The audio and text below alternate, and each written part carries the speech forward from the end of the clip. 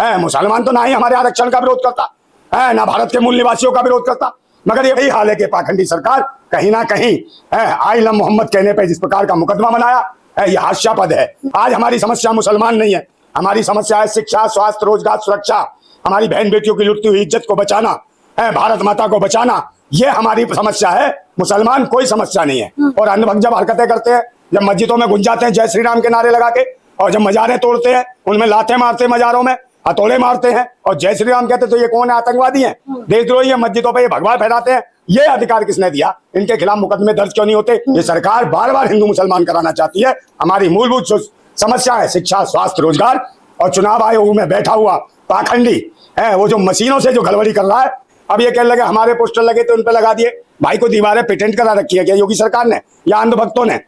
नमस्कार, मैं ज्योति यादव और आप देख रहे हैं हिंद समाचार। उत्तर प्रदेश के तथाकथित रामराज में किस प्रकार से कानपुर में आई लव मोहम्मद लिखने से बवाल हो जाता है। ये बवाल इतना ज्यादा तब बढ़ जाता है जब उत्तर प्रदेश की ही सरकार लोगों पर एफआईआर दर्ज कर लेती है और उन्हें जेल में डाल देती है, जिसके बाद ये बवाल अब थमने का नाम नहीं ले रहा। हर गली मोहल्ले कस्बे में लोग आई लव मोहम्मद के पोस्टर लेकर घूमने लगे हैं। इसको लेकर तमाम विपक्ष के नेता तो एकजुट है, उत्तर प्रदेश सरकार को भी घेरा जा रहा है। हालांकि वो अलग बात है कि प्रशासन ने बाद में कहा कि संवैधानिक अधिकार देता है, लेकिन बवाल अभी थम नहीं रहा है। इसको लेकर सांसद चंद्रशेखर आजाद ने यहाँ तक कह दिया कि मैं बोलता हूँ आई लव मोहम्मद, डालो मुझे जेल में। तो नंदा भाई राजपूत कैसे देख रहा है, क्या इस देश में आई लव मोहम्मद कहना गुनाह है? देखिए, सब राजनीति से प्रेरित है। अगर आई लव मोहम्मद कह रहे तो संविधान सबको अधिकार देता है अपने अपने धर्म, अपने अपने संप्रदाय, अपने अपने मजहब का प्रचार करने की, उत्सव मनाने की, त्योहार मनाने की, जुलूस निकालने की। मगर ये लोग कौन है? किसकी सरकार है? योगी सरकार है। और ये मुद्दे ढूंढ रही है। जिस प्रकार से ईवीएम मशीन पे सवाल उठे और चुनाव आयोग पे सवाल उठे, तो कहीं ना कहीं सरकार दबाव के घेरे में, और उन मुद्दों को डाउन करने के लिए बार बार हिंदू मुसलमान पे कहीं ना कहीं लेके आती है। और यही वजह है कि भाई जो आई लव मोहम्मद हुआ, आई लव मोहम्मद क्या था? जन्मदिन था मोहम्मद साहब का, उस अवसर पर लोगों ने पोस्टर लगा दिए। अब ये कहने लगे हमारे पोस्टर लगे तो उन पे लगा दिए। भाई को दीवारें पेटेंट करा रखी है क्या योगी सरकार ने या अंधभक्तों ने? और अंधभक्त जब हरकतें करते हैं, जब मस्जिदों में घुस जाते हैं जय श्री राम के नारे लगा के, और जब मजारें तोड़ते हैं, उनमें लाते मारते, मजारों में हथौड़े मारते हैं और जय श्री राम कहते, तो ये कौन है? आतंकवादी हैं, देशद्रोही है, मस्जिदों पर ये भगवा फहराते हैं। ये अधिकार किसने दिया? इनके खिलाफ मुकदमे दर्ज क्यों नहीं होते? इन पाखंडी और आतंकियों का एनकाउंटर क्यों नहीं होता? और जब अंधाचार्य जैसे और बागेश्वर जैसे लोग कह के हिंदू राष्ट्र बनाएंगे, हम बताए राष्ट्र के टुकड़े करने की बात करता हूँ, इन पाखंडियों के खिलाफ मुकदमे दर्ज क्यों नहीं होते? सरकार बताए। और आई लव मोहम्मद कहने से क्या भाई? I love Mohammad, I love Bhim, I love Bhim, बताओ और क्या कहूँ? है सब कुछ आई लव भगत सिंह है, I love Mohammad, I love Islam, बताओ जो उखाड़ सको उखाड़ लो। हमारा ये हमारा अधिकार है, हमारी आजादी है, हम कुछ भी बोल सकते हैं, समझे ना? हो तुम्हारी माँ की अंधभक्तों जिंदाबाद। ये ध्यान रखना, ये भारत सबका है और सबको देता है इजाजत अपने अपने तरीके से अपने अपने त्योहार पर्व मनाने की। और इन पाखंडियों क्या औकात बताइए? आई लव मोहम्मद पे इन्होंने मुकदमे बना दिए। तो ये लोग कहीं ना कहीं हिंदू मुसलमान के नाम पर बार बार आतंक फैलाती है, सरकारी फैलाती है और सरकारी मुकदमे दर्ज कर रही है। बताइए आई लव मोहम्मद। माहौल बिगाड़ने का काम किया गया और सौहार्द बिगाड़ने का काम किया गया। अगले दिन हिंदू संगठन की भी यात्रा थी, उसे भी बेकार करने का काम किया गया, इसलिए ये सब हुआ। कौन है हिंदू संगठन? क्या है हिंदू संगठन?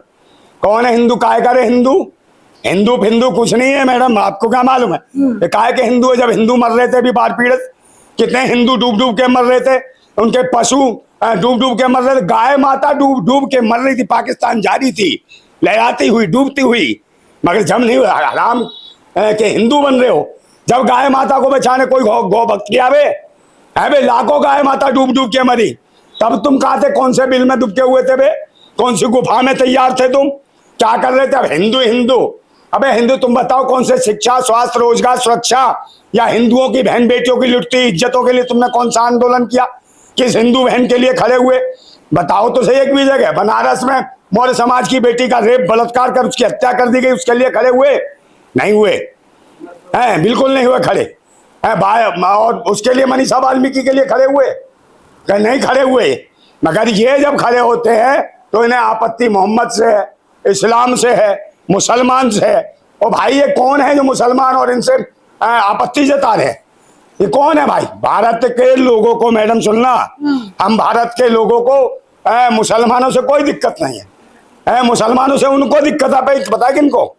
जिन्होंने मुगलों के साथ रोटी बेटी का रिश्ता किया, उन्हीं को दिक्कत है, उन्हीं पाखंडियों को दिक्कत है, उन्हीं को मुसलमानों से दिक्कत है। मगर हम भारत के लोगों को, भारतवासियों को, आज हमारी समस्या मुसलमान नहीं है, हमारी समस्या है शिक्षा, स्वास्थ्य, रोजगार, सुरक्षा, हमारी बहन बेटियों की लुटती हुई इज्जत को बचाना, भारत माता को बचाना, ये हमारी समस्या है। मुसलमान कोई समस्या नहीं है। मुसलमान तो ना ही हमारे आरक्षण का विरोध करता है, ना भारत के मूल निवासियों का विरोध करता, मगर ये बलात्कार कौन कर रहा है? जो मनीषा वाल्मीकि जो है हिंदू बताते थे, उसका रेप बलात्कार किसने करा? उसके साथ बताए कुलदीप सिंह सेंगर कौन था? मुल्ला था, पाकिस्तान से आया था, इसने रेप कर हत्या करवा दी लड़की की। आप मुझे बताओ। और पिंकी लोधी का जो बलात्कार हुआ, उसकी हत्या कर दी जनेऊ ने बलात्कार करते करते। वो जनेऊधारी थे, वो क्या मुसलमान थे?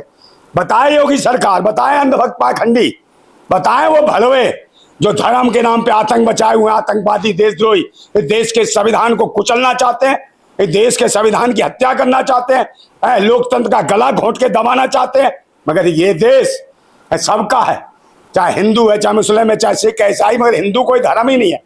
हिंदू तो एक नौटंकी है। तो आप तो प्रशासन को अल्टीमेटम देने लगे। आप देखिए, सांसद चंद्रशेखर आजाद कह रहे हैं कि मैंने बोला आई लव मोहम्मद डालो, जेल में डालो।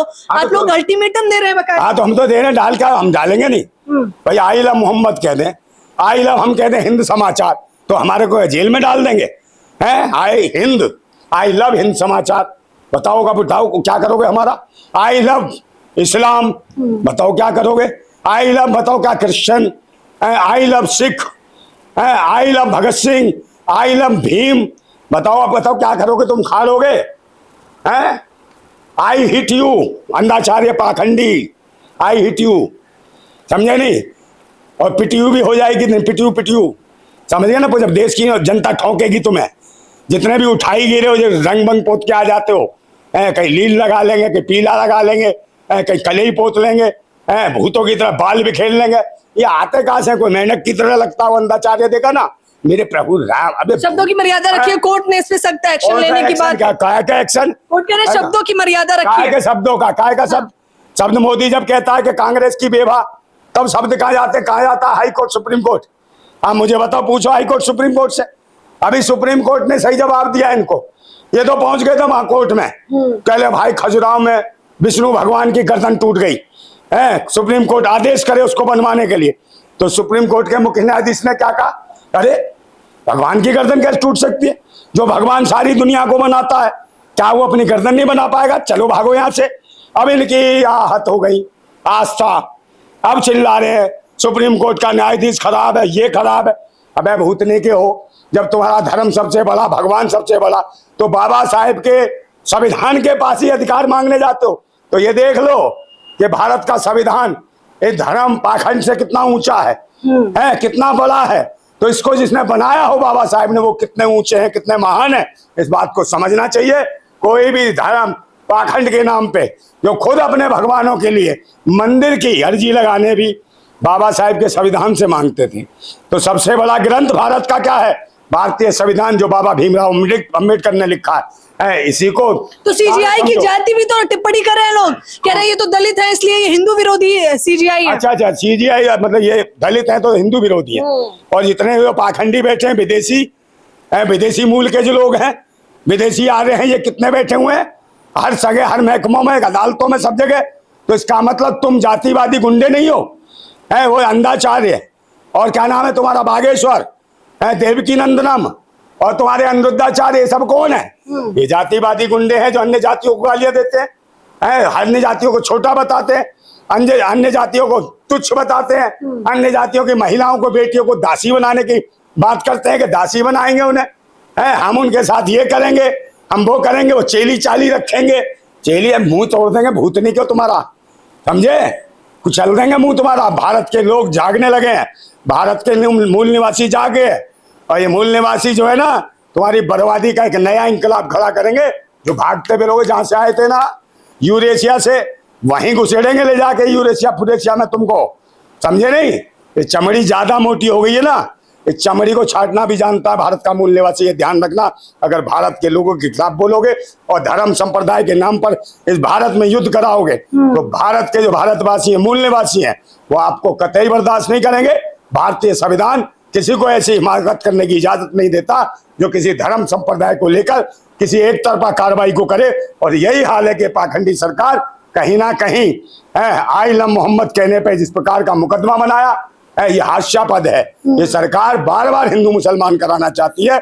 हमारी मूलभूत जो समस्या है, शिक्षा, स्वास्थ्य, रोजगार, और चुनाव आयोग में बैठा हुआ पाखंडी है, वो जो मशीनों से जो गड़बड़ी कर रहा है, मशीन हटाओ, बैलेट पे चुनाव लाओ, तब देश आगे महान होगा। मुसलमानों को क्या कहेंगे जो क्योंकि इसके बाद मुसलमान डरे नहीं, बल्कि बकायदा मैंने आपको बताया कि तख्ती लेकर गलियों, कस्बों, चौकी पर पहुंच गए आई लव मोहम्मद कहते हुए।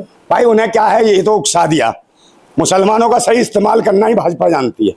उन्होंने आई लव मोहम्मद छेड़ दिया, सारे पहुंच गए। ये दिखाने लगे कि हम भी वो तो यही भाजपा चाहती है कि एकजुट होकर ये दिखाएं कि हम बड़े धार्मिक हैं, हम बड़े कट्टर हैं। यही तो भाजपा चाहती है और इसी कट्टरता को लेके भाजपा की दुकान चलती है।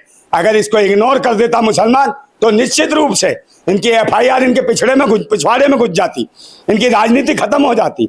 ये रोते फिर कहते अरे मुसलमान तो हिला ही नहीं, कुछ बोला ही नहीं। फिर नया षड्यंत्र रचते, तो नए नए षड्यंत्र ये मुसलमानों को बार बार उंगली करते हैं और मुसलमान खड़ा उठता है। तो भाइयों, ऐसी चीजों से बचो। भाजपा चाहती है कि मुसलमानों को उकसाया जाए और आप कोई गलती कर बैठे फिर पूरे देश के सामने दिखाया जाए कि मुसलमान बदतमीज है। मगर मुसलमान बहुत समझदार हैं। मुसलमानों को मैं सैल्यूट करता हूं, क्योंकि ये जो बाढ़ पीड़ित पंजाब हुआ या उत्तर भारत में जो बाढ़ें आई, जिस प्रकार से मुसलमानों ने सहयोग करा, जिस प्रकार से कुंभ मेले में जिस प्रकार से लोग हताहत हुए, उसमें मुस्लिम भाइयों ने मस्जिदों में जो सहयोग करा, उन हिंदू भाइयों का, उन्हें जो आस्था के लोग थे, आस्थावान, तो उनकी मदद करी और जो राहत सामग्री है बाढ़ पीड़ितों को पहुंचाई। इससे बहुत बड़ी छवि मुसलमानों की, भारत के मुसलमानों की उभर के आई और लोग समझ गए कि मुसलमान कोई आतंकी नहीं है, मुसलमान कोई देशद्रोही नहीं है। अगर देशद्रोही है तो जो हिंदू राष्ट्र की बात कर रहा है वो देशद्रोही है, वो आतंकवादी है। इनको जानना पड़ेगा, पहचानना पड़ेगा। भारत के लोगों को ऐसों के खिलाफ बिल्कुल पूरी तरीके से विरोध करना चाहिए और उचित कार्रवाई की मांग करनी चाहिए। ऐसे लोगों का विरोध करना चाहिए और उचित कार्यवाही की मांग करनी चाहिए। नंदा भाई राजपूत से हम सीधे बातचीत कर रहे थे। हालांकि ये मामला अभी भी तूल पकड़ रहा है, देखना होगा कि क्या इसके लिए प्रशासन माफी मांगता है या नहीं। फिलहाल इस खबर के बारे में आप लोग अपनी राय जरूर बताएं। कैमरामैन नावेद के साथ ज्योति यादव, हिंद समाचार।